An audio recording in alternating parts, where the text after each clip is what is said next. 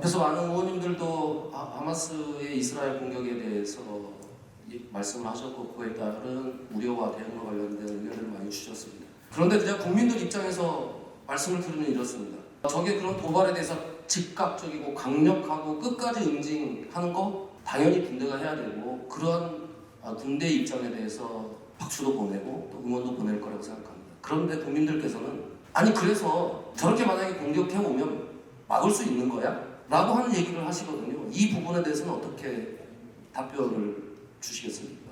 좀 더 안전하게, 정확하게, 빠른 시간 내에 피해 없이 대한민국을 지키기 위해서 계속 노력하고 있다. 그러니까 의장님 말씀에 대해서 부정하는 국민도 없고 국민은 대단한 신뢰를 갖고 있다고 저는 확신합니다. 그런데 중요한 건 실제로 쐈을 때 어떻게 되는 거지? 라고 하는 궁금증을 우리 국민들은 갖고 있다는 거죠. 만약에 저런 상황이 될 경우에 우리는 막을 수 있을까?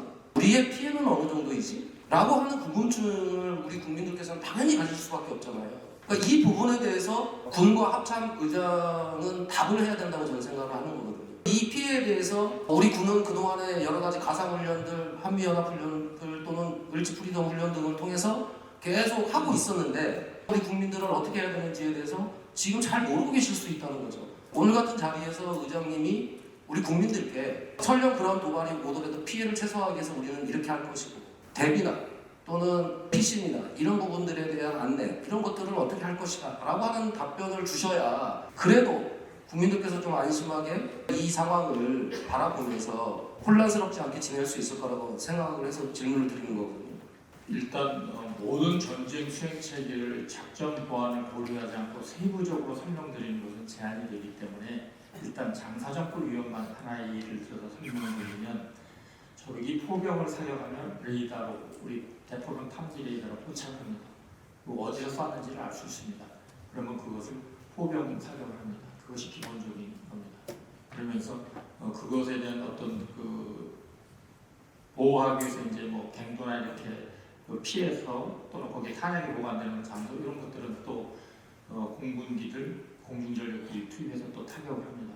또 미사일도 운영을 합니다. 그런 식으로 적의 장사정법의 위협에 대한 것들을 제공해 나가고 장사정법 유격체가 우리가 아직 전력화는 되지 않았지만 그런 것들이 수도권 지역에는 국가 중요 시설과 군사 시설 위주로 이제 앞으로 구축이 되는데 그거에 대한 것은 조금 더 그 실효성에 대한 검토해 나가면서 확장할 수 있을 것이라고 생각합니다.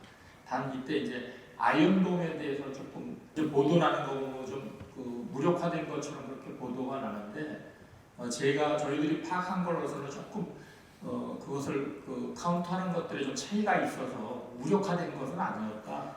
그 부분을 좀 말씀드리겠습니다.